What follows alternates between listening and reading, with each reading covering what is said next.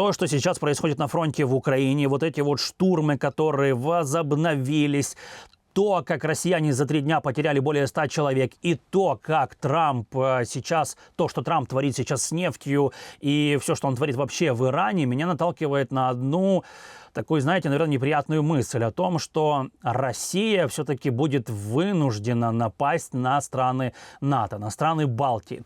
Почему это происходит? Мне кажется, не просто так прилетали генералы НАТО впервые. Помните, это случилось еще на той неделе. Впервые за все полномасштабное вторжение прилетели генералы НАТО для того, чтобы обговорить с украинцами тет-а-тет какие-то задачи. Да, там говорилось о том, что вроде как мы отказываемся, Украина отказывается от большинства учений за границей, потому что они неэффективны, поскольку инструкторы НАТО не так понимают современную войну, как это делают уже даже просто пехотинцы в Украине. Но задача, мне кажется, была другой. Задача была состыковать позиции Украины и балтийских стран в случае атаки россиян на Балтику. Вот такое у меня есть предположение. Хотите верьте, хотите нет, но это, друзья, главная тема, мой подкаст. Меня зовут Алексей Душка. Поехали! Друзья, хотел вас поблагодарить за то, что вы приходили на мой стрим в эту пятницу в 6 вечера по киевскому времени на мой YouTube-канал, который называется «Мир вранья». Очень было приятно с вами пообщаться, были очень интересные, очень умные вопросы, что очень радует, поскольку такая публика интересна. И предлагаю вам прийти еще раз на такой же стрим в следующую пятницу, в эту пятницу тоже в 6 часов вечера. Ну, скорее всего, если время будет как-то меняться, я об этом обязательно сообщу. Подписывайтесь на мой YouTube-канал, чтобы этого не пропустить. Называется он «Мир вранья». Ссылка в описании под видео. Ну, а мы продолжаем нашу тему. Итак, генералы приезжали в Украину впервые за все полномасштабное вторжение. Россияне говорили следующее в своих информационных вот этих вот вбросах, что неужели не боятся европейцы присылать своих высокопоставленных генералов? А там, кстати, были реально люди с адмиральскими погонами, с генеральскими погонами, то есть те, кто делают главные решения в альянсе. И я думаю, что у Украины есть возможность защитить как минимум один объект от ударов российских ракет, куда они точно не долетят. Поэтому генералам НАТО нечего было бояться. Но они приехали лично. Давайте так, смотрите, когда приезжает лично генсек НАТО, это всегда говорит о том, что нам или что-то будут поставлять в ближайшее время, или нам что-то будут задерживать в ближайшее время по оружию. То есть он лично приезжает об этом рассказать, поговорить с Зеленским. Второй момент. Если к нам приезжают американцы лично, то это говорит только об одном. Переговоры нам что-то предлагают, от нас что-то требует в этих переговорах. Ну, или предлагают что-то другое взамен. Как это вот сейчас происходит по поводу Донбасса. Говорят они: отдайте Донбасс, и мы сделаем вас счастливыми. У вас будет просто рай, а не Украина. Ну, с одной стороны, да. С другой стороны, наши военные смотрят на всю эту ситуацию и думают, а как нам защищаться в случае того, если на рай нападут кто-нибудь из ада? Например, российские солдаты решат, сейчас мы занимаем важные стратегические высоты в Донецкой области, а тогда мы просто откатимся в степь. И что делать там? Правильный вопрос совершенно у украинских командиров. К этому мы еще вернемся. Но давайте для начала все-таки проанализируем, почему же такие высокие чины приезжали в Киев. У меня есть большое такое, знаете, ощущение, что это все-таки касается вопроса какой-то стыковки действий военных и украинских, и военных НАТО. Поскольку у Путина сейчас опять он бросил огромнейшие силы на Донецкое направление.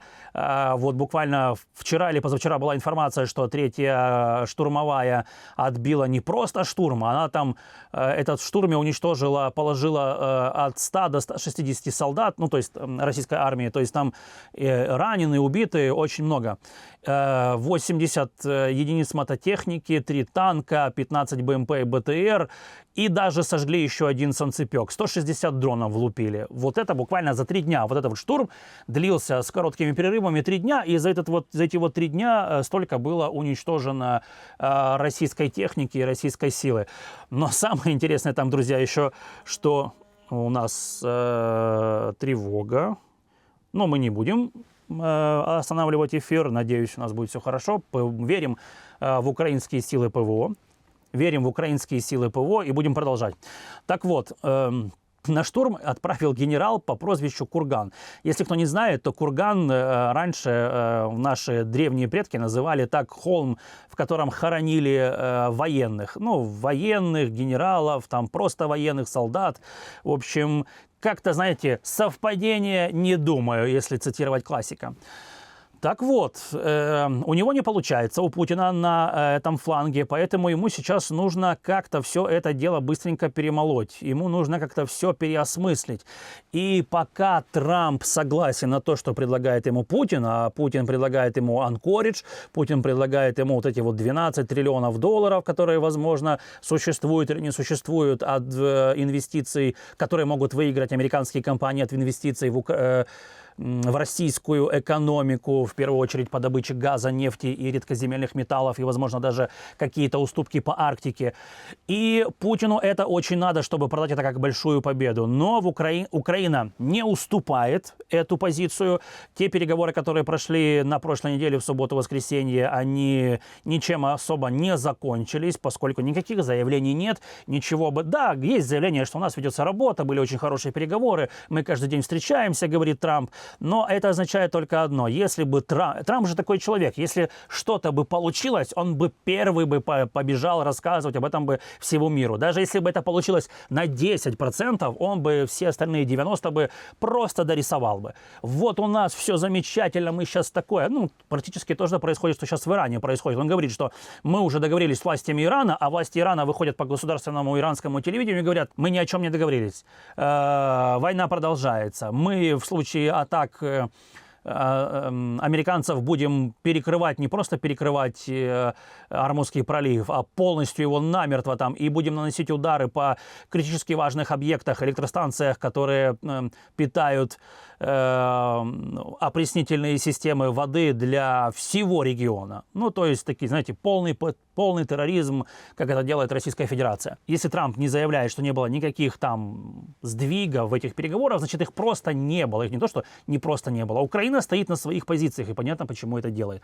А Путину нужно воспользоваться вот этим вот отвлечением американцев на Иран, и поэтому очень вероятна возможность нападения на страны Балтии. Ну, для этого нужно понимать, смотрите, что для того, чтобы напасть на страны Балтии, им не нужна большая группировка войск. Сами же аналитики и сами же военные НАТО, сами же военные стран Балтии говорили, что 15-25 тысяч человек, хорошо обученных, могут устроить там такой шум, от которого, ну, будет очень плохо всем в регионе.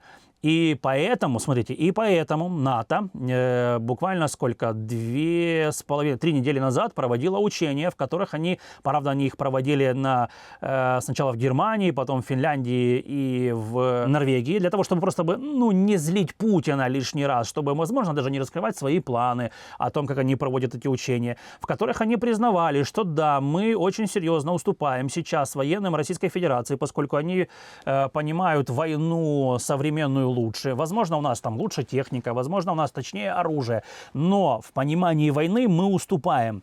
И вот они проводили эти учения с очень важным моментом.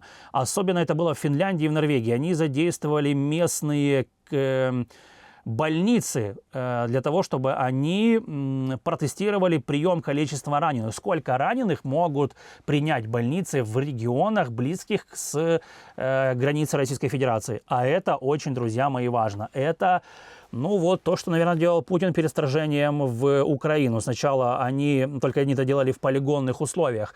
А еще самым важным моментом это был подвоз крови тогда, помните, когда появилась кровь для переливания, буквально через 5 дней было нападение на Украину, полномасштабное вторжение. Так вот, пытается извлечь из этого всего урок НАТО. Альянс пытается сделать все, чтобы минимизировать свои потери даже при наступлении врага. А я сейчас имею в виду Россию. Они, конечно, не говорят напрямую, что это Россия. Они говорят, что возможный враг, да, предполагаемый враг. Какие потери они понесут, если США не вступятся за них войну. А Трамп не очень хочет вступать в войну, как вы понимаете, на стороне НАТО по двум причинам. Первый. НАТО не поддерживает, точнее не НАТО, а союзники по НАТО не поддерживают его идеи, этой сумасшедшей, вступить в войну с Ираном.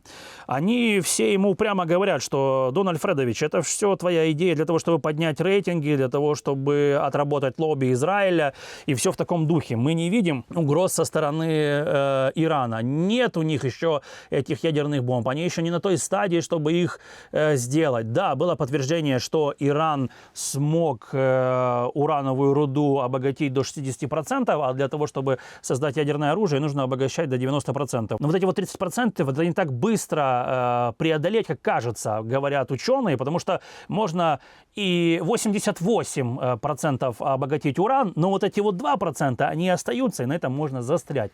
А у Ирана было целых 30%. Да, Иран воюющая страна с Украиной. Украина поддержала эту войну по одной простой причине, поскольку Иран передавал оружие России и фактически запускал здесь дроны, иранские запускали специалисты.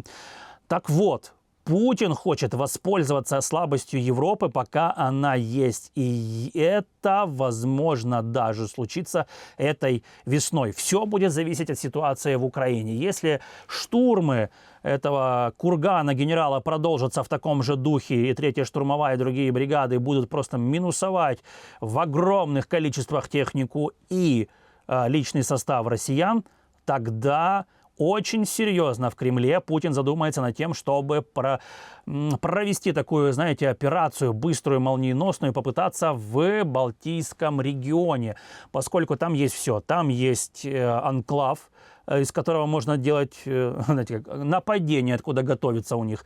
Там есть флот, там есть дроны, там есть быстрое пересечение границ с Беларуси, например, с моря можно зайти с Калининграда. В общем, все условия для этого есть. И НАТО потихоньку к этому готовится.